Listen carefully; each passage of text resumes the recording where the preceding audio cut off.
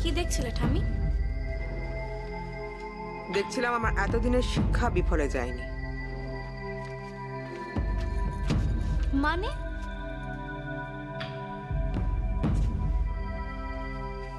আমার যোগ্য উত্তরসূরিকে দেখছিলাম, যার হাতে নিশ্চিন্ত মনে এত বড় প্রপার্টি আমি তুলে দিতে পারি। And that is none other than মেঘলা দেবরায়। ঠাম্মি ঠাম্মি ঠাম্মি ঠাম্মি ঠাম্মি ঠাম্মি, গ্রেট ঠাম্মি, তুমি তো পুরো সুপারস্টার দেখছি। মাইন্ড ব্লোয়িং ঠাম্মি, মাইন্ড ব্লোয়িং। আর ঠাম্মি, সেটা দেখতে হবে তো। ঠাম্মি, আমি তো ভাবলাম তুমি পুরো বদলে গেছো। তোমার অ্যাক্টিং দেখে তো আমিও ক্লিন বোল্ড। এই হাসছো, এবার কাঁদছো, এবার ভালো ভালো কথা বলছো, জাস্ট আর নেওয়া যাচ্ছে না ঠাম্মি। হ্যাঁ, বদলেছি, বদলে গেছি তো আমি। অপর্ণা, ময়ূক, মোহনার সামনে আর আর তোমাকে কিচ্ছু বলে দিতে হবে না। বাকিটা না হয় তুমি আমার হাতে ছেড়ে দাও। দিলাম। But what is your next plan? সেটা ঠাম্মির সাথে শেয়ার করা যায় কি?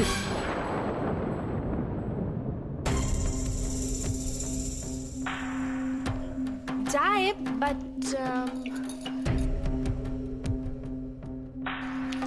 আর একটুখানি ওয়েট করো ঠাম্মি, জাস্ট।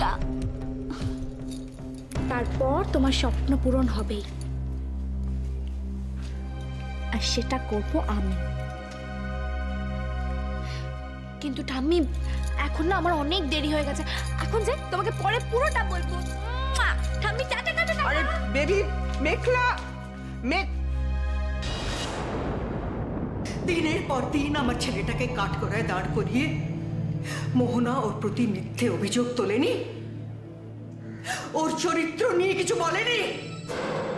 ছি ছি ছি, এত বড় ভুল আমি কি করে করলাম?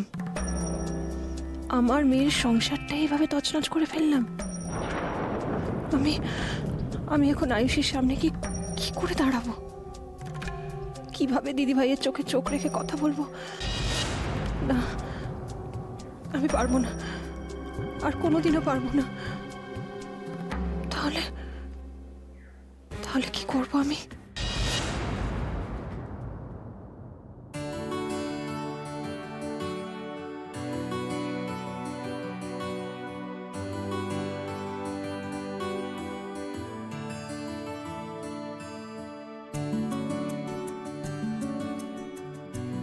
সন্ধ্যেবেলা কেউ এভাবে গালে হাত দিয়ে বসে নাকি রে? হ্যাঁ, দেখো দেখি নেই, ছি ছি ছি ছি ছি, দেখি ওর দেখি মুখখানা। এই অস্ত্রী মানুষ, কপালে একটা সিঁদুর ছোঁয়াস নি, চুলখানা খুলে রেখে দিচ্ছি সন্ধ্যেবেলা। তুই কি রে? হ্যাঁ, এমনি করে দিন কাটবে নাকি তোর? তুই খাওয়া দাওয়া ছেড়ে দিয়েছিস একেবারে ও আয়ুষী? হ্যাঁ, দুপুরবেলা ওই কটা ভাত খেলে দয়া করে কাকের মতো ফেলে চড়িয়ে। এই, একটু মুড়ি মাখবো, খাবি একটু মুড়ি? হ্যাঁ, আচারে তেল দিয়ে ঝাল ঝাল করে মেখে আছি, খেতে খুব ভালো লাগবে। দাঁড়। আচ্ছা দিমা, বলতে পারো বারবার কেন আমার সাথে এরকম হয়? কেন দিমা?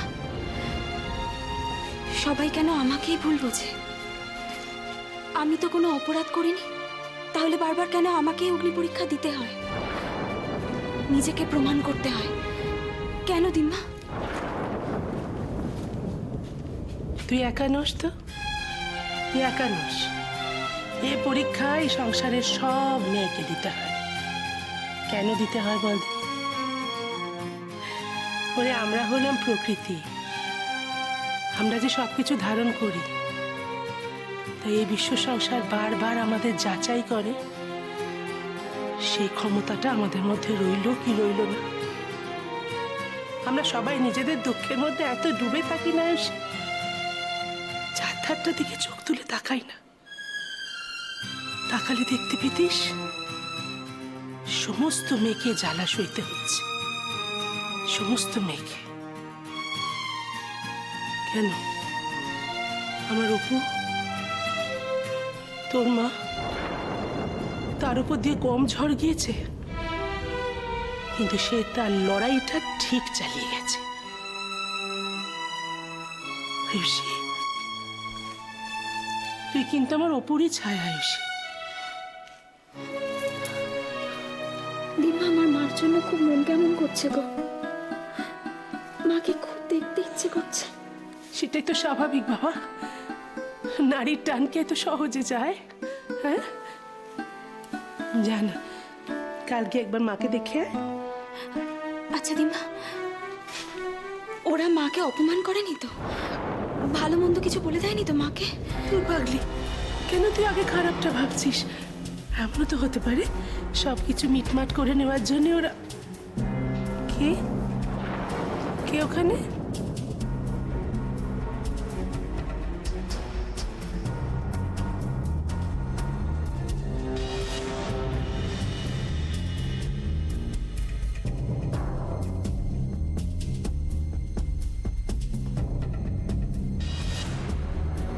মা,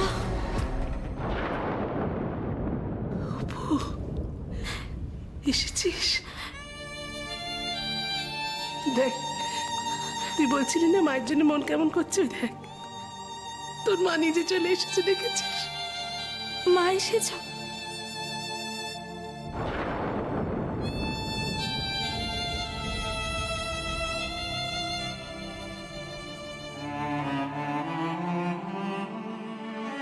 এখনো আমার উপর অভিমান করে আছিস, তাই না?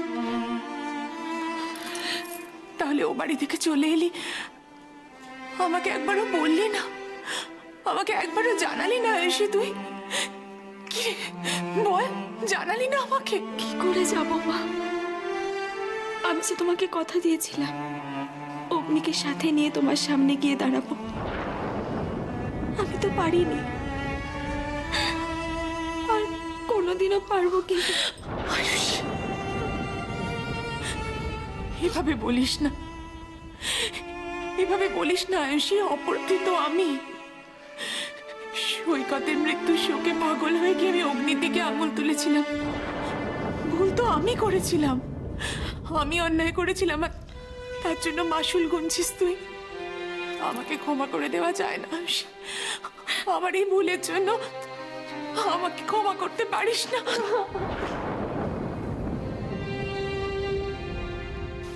কেন এভাবে কষ্ট পাচ্ছিস?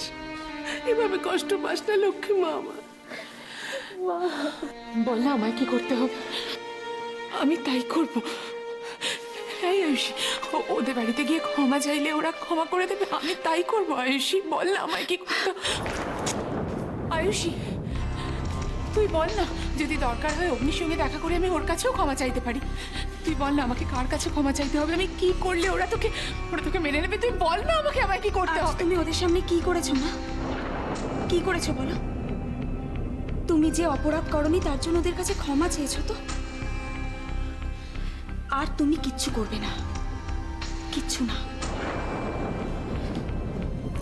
ওরা যা সিদ্ধান্ত নেবে আমরা সেটাই মাথা পেতে নেব। তুমি আমার জন্য আর কারোর কাছে হাত পাতবে না।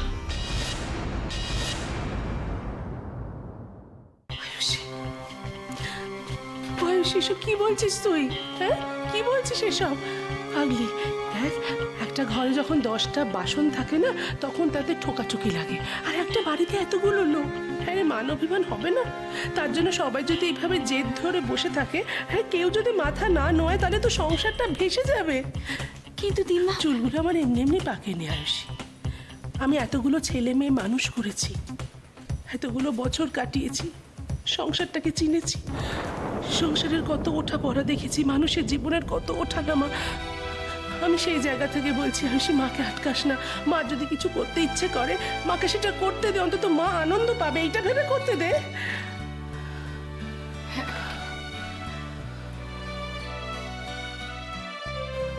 আমার ভুলের প্রায়শ্চিত্ত আমাকেই করতে হবে।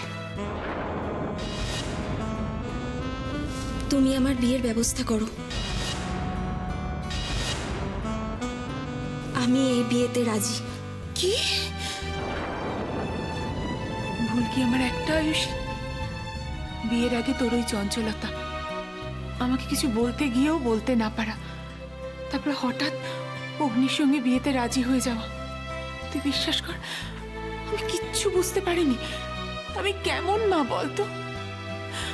আর তুই তুই আমাকে একবারও অনির ব্যাপারে কিচ্ছু জানালি না আয়ুষী। কেন বল, কেন? মা, আজ তোমরা বিশ্বাস করবে কিনা জানি না, কিন্তু এটাই সত্যি। অনির সাথে আমার তেমন কোনো সম্পর্ক কোনোদিনই গড়ে ওঠেনি যাতে লোকে কোনো বাজে কথা বলতে পারে। অনি আমার বন্ধুত্ব ছিল। হ্যাঁ মানছি, কলেজে আমার অনির সহানুভূতি, ওর বন্ধুত্ব আমার ভালো লাগতো। হয়তো আরও কিছুদিন গেলে আমাদের একটা সম্পর্ক তৈরি হতে পারতো, কিন্তু তা তো হয়ে ওঠেনি। তার আগেই তো অগ্নির সাথে আমার বিয়ে হয়ে গেল। কিন্তু মা, বিয়ের দিন থেকে আজ পর্যন্ত আমি শুধু অগ্নিকেই ভালোবেসে এসেছি। অগ্নি ছাড়া আমি আর কারোর কথা কোনোদিনও ভাবিনি। কিন্তু সেটা আর কেউ বুঝুক না বুঝুক, অগ্নিও বুঝলো না। শুধুমাত্র অন্যের মুখের কথায় বিশ্বাস করে আমাদের এতদিনের সম্পর্কটা মাটিতে ধুলোর সাথে মিশিয়ে দিল। বিয়েটা 7 জন্মের সম্পর্ক রে আয়ুষী, তাকে এত সহজে ধুলোয় মিশিয়ে দেওয়া যায় না। দেখ, ভুল বোঝাবুঝি সেটা খুব সাধারণ ঘটনা। দুটো পরিবার, একদম অন্যরকম রুচি, আচার, ব্যবহার, ভাবনা, আর সেই দুটো আলাদা পরিবারের দুটো আলাদা মানুষ। ভুল বোঝাবুঝির কোনো দোষ নেই এখানে। কিন্তু কি জানিস, আমার বড় দিদি, মানে তোর বড় দিম্মা একটা কথা বলতেন, আপ ভালো তো জগৎ ভালো। তুই তো নিজে জানিস, তাই না, যে তুই কোনো অন্যায় করিসনি। তাহলে তো নিজের সংসারের ইঁটকে নাড়িয়ে দেয় কার সাথে? সংসার? দিমা, সংসার কাকে বলে গো? নিজের পবিত্রতার পরীক্ষা দেওয়াকে সংসার বলে? নিজের নিষ্ঠার পরীক্ষা দেওয়াকে সংসার বলে? নিজের সততার পরীক্ষা দেওয়াকে সংসার বলে? যাদের নিজের কাছের মানুষ বলে মনে করি তাদের কাছে প্রতিনিয়ত প্রতি মুহূর্ত পরীক্ষা দেওয়াকে সংসার বলে? না রে আয়ুষী, আমরা অনেক সময় ভাবি যে আমরা পরীক্ষা দিচ্ছি, কিন্তু সেটা সবসময় সত্যি হয় না। নিজের জায়গা ছেড়ে কখনো অন্যের জায়গায় গিয়ে দাঁড়িয়েও দেখতে হয়। যদি তার মনের মধ্যে কোনো ভুল বাসা বাঁধে, তাহলে সেই ভুলটাকে ভাঙিয়ে দেওয়ার দায়িত্ব তো আমাদের। আর সেটা যদি পরীক্ষা হয়, তাহলে ভালোবাসার জন্য এইটুকু বোধহয় সহ্য করা যায় না। ভালোবাসার দায়টা কি শুধু আমার একার মা? সম্পর্ক বাঁচানোর দায়টা কি শুধু আমার একার মা? আমি মেয়ে বলে কি সবসময় আমাকেই ভুলের ভারটা বহন করতে হবে? বলো না, বলো না। তোর এই প্রশ্নগুলোর সামনে জীবনে আমাকেও দাঁড়াতে হয়েছিল একবার।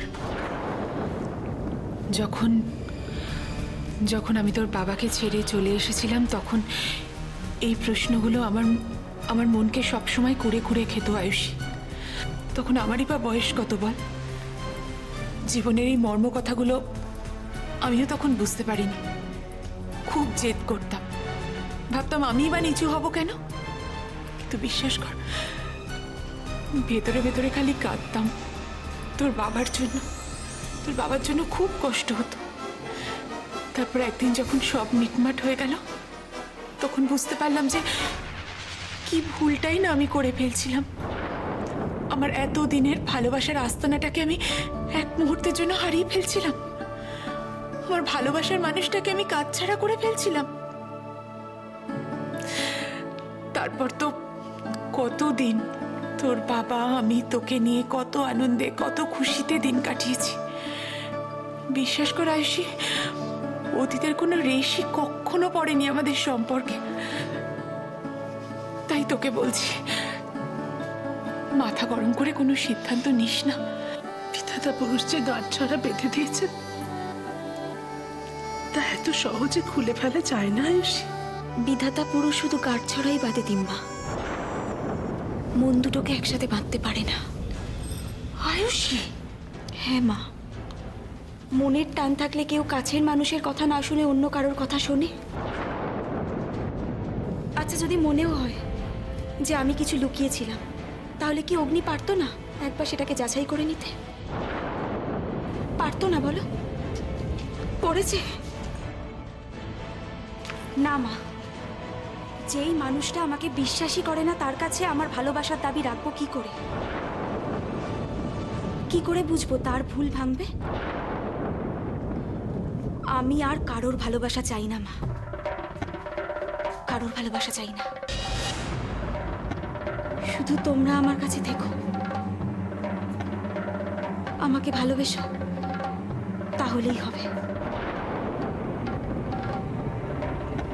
আয়ুষী, আয়ুষী, আমি সব সময় তোর পাশে আছি, কিন্তু তোকে এভাবে হেরে যেতে দেখতে আমি পারবো না আয়ুষী। আয়ুষী, স্বামী সংসার ছাড়া মেয়েদের অস্তিত্বটা বড় নড়বড়ে হয়ে যায়। এই ভুলটা করবি তুই? আমি হেরে যাব না দিম্মা।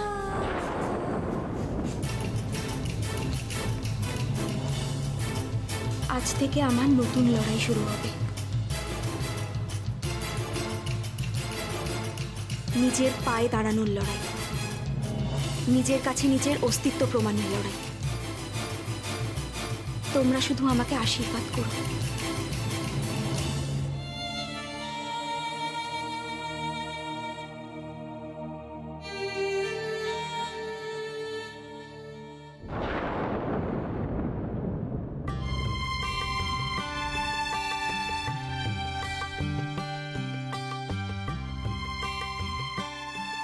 সত্যি আমার আর কিছু দেওয়ার নেই তোমাদের, তাই তাই তোমাদের দেওয়া স্মৃতিগুলো নিয়েই চলে যাচ্ছি।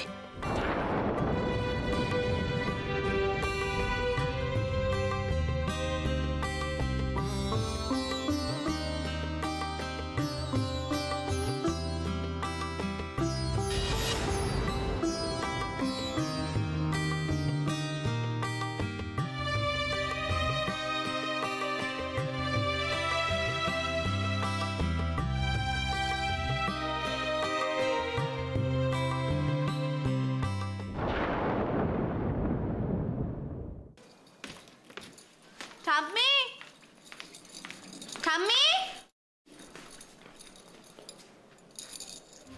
জেম্মা, জেম্মা, কি মুশকিল, কোথায় সবাই? স্ট্রেঞ্জ। নিতাইদা, নিতাইদা, আরে ও বলছি আমার খুব খিদে পেয়েছে, একটু খেতে দাও না গো প্লিজ। দিচ্ছে। ও শোনো, বলছি ঠাম্মি জেম্মা কাউকে দেখতে পাচ্ছি না, কোথায় সবাই? সবাই একটু বেরিয়েছে। ও আর মা? মা কেমন আছে? ঘরেই আছে, অনেকক্ষণ ধরে কোনো সারা শব্দ পাচ্ছি না, বোধহয় ঘুমিয়ে পড়েছে। আরে কমসে কম চেকটা তো করতে হয়। কি করো তোমরা সারাদিন বাড়িতে? কিচ্ছু তো কাজ নেই। ঠিক আছে, আমি দেখছি। থাক, এতক্ষণ যখন দেখোনি আর দেখতে হবে না, আমি দেখছি।